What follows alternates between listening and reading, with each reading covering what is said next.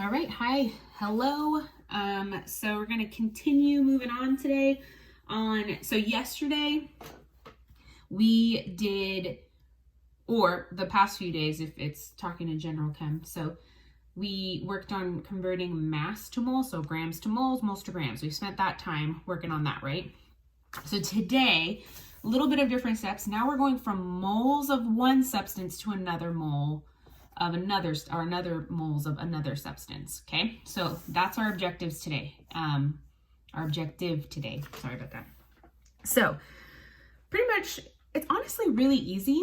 It's still the same, very similar to what we did with mass to mole, except now you need to use a chemical reaction and use the conversion factor of what's called mole ratio. So that's going to be kind of your new vocab word for today. So mole ratio, what does ratio mean, guys? Like fraction, proportion. So really it's just fraction. So for example, if I had like a 2-to-1, have you ever seen that 2-to-1 ratio? It could also be expressed as like 2/1. That is also a ratio. So just kind of awakening maybe your prior knowledge about what ratio means. So that's that. That's going to be your conversion factor, but we're still doing the same thing, and you still need your calculators out, okay? So online learners, I have provided a calculator for you on your classwork for today. So I'll make sure, I'm going to do it with that calculator today, just to make sure that you guys are on the same page with how to use it. So here's the deal. You are going to use a chemical reaction that is given to you usually, and they'll usually tell you in a multiple choice question whether or not it's balanced. For my examples, they're balanced. On your classwork, they are not. So it's kind of like reviewing your knowledge of balancing. So you need to balance them first and then solve those problems. But it's easy, piece of pie. You guys got it, okay? So, say we have our first example here, right? And so you still need to do the same thing that we did with mass to mole. So your first step is to identify your known and unknown. So that's what we're gonna do. Our known in this problem is what? So let's read it. How many moles of S2 are needed to produce 0.750 moles of SO2 gas? Okay, so what we are given is 0.750 moles of SO2. So that's what you're gonna write. Miss, do I have to write the whole thing? Yes, because it matters. Because now we're speaking of moles of two different things. So 0.750 moles of SO2. Boom, okay? Now our unknown, on the other hand,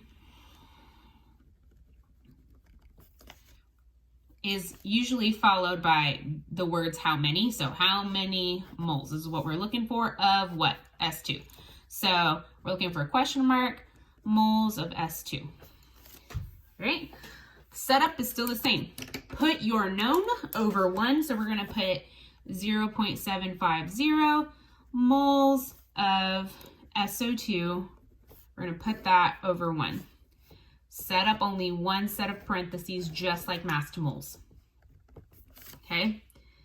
Now, our rules with what we did yesterday still remain the same. So if I have moles of SO2 on the top, it needs to be the same and diagonal in the denominator of the next parenthesis for it to cancel out, right? So when it comes to units, this also has to be moles of SO2, so that way those two can cancel out, right? And then whatever we're trying to find, that's what goes on top. So what are we trying to find? Our unknown or moles of S2. So we're gonna I'll change colors here to be consistent. Moles of S2, that's our unknown, okay? So what about the numbers? Where do we get the numbers? And this is honestly pretty easy, especially if the reaction is already balanced, which it is for us. So your number of moles, guys, is the coefficient of whatever your substance is.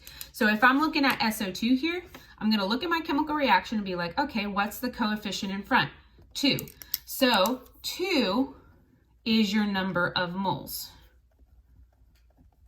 Your coefficient is always your number of moles. So there's 2 moles of SO2. And then I'm going to look for S2 in my chemical reaction.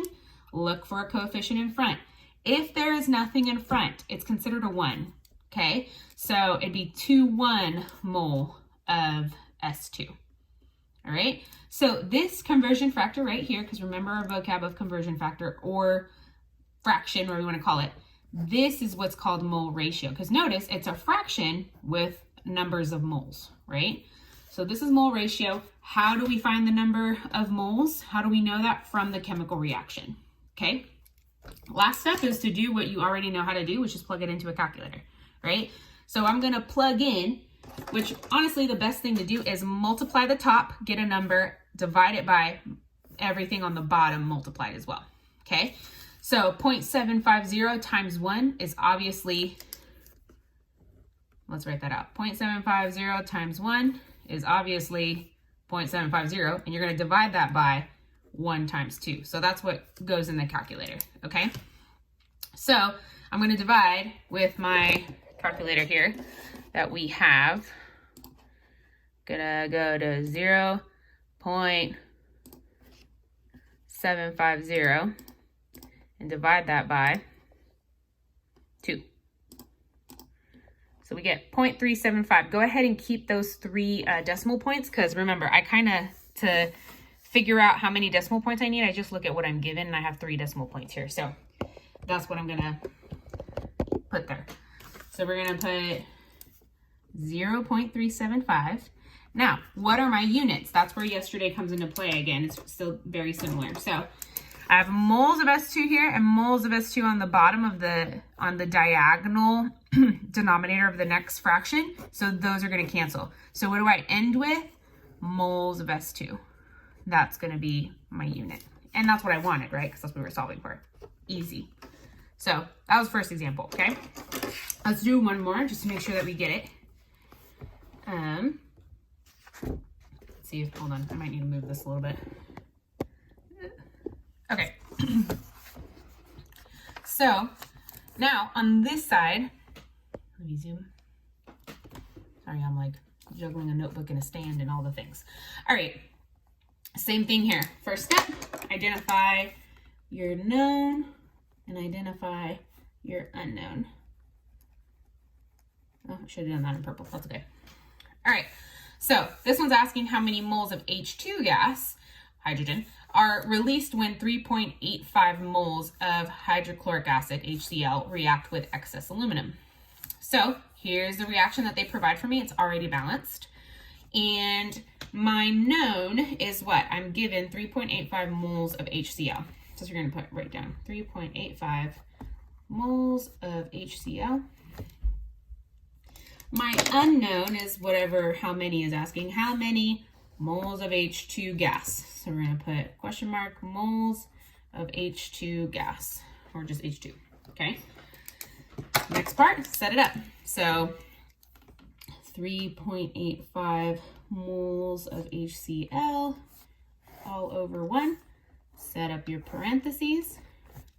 In order to figure out what units go where, I'm looking at these units right here. I have moles of HCl. So what do I need to see on the bottom? Moles of HCl here. So that way they can cancel out.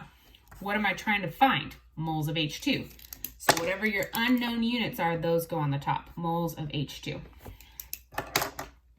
Okay. As for the numbers, we look at our chemical reaction and the coefficients. So I'm going to look for HCl in my chemical reaction. Whatever that coefficient is, which for this is 6, is going to be your number that you put. As for H2, let's look at H2. Coefficient of 3, so it'd be 3 moles of H2. Easy, right? So plug it into a calculator. So if you are math savvy, you will realize that 3 divided by 6 is 1/2. So really what you can do is divide 3.85 by 2. If that didn't make any sense to you, just plug it in as you see it. So you're in your calculator, you're going to plug in 3.85 times 3, get a number. Divide that by 1 times 6, get a number. Okay? So let's go ahead and do that. Taking off mine. So clear here. 3.85 times 3, got a number. Divide that by 6. 1.925. Okay? So here I am just going to write 1.925, but notice this just has 2 decimal places, so I'm just going to leave it at 1.93. So 1.93. What are my units? So here I have moles of HCl and moles of HCl, so those units will cancel out, but the numbers still stay there. Don't get that confused.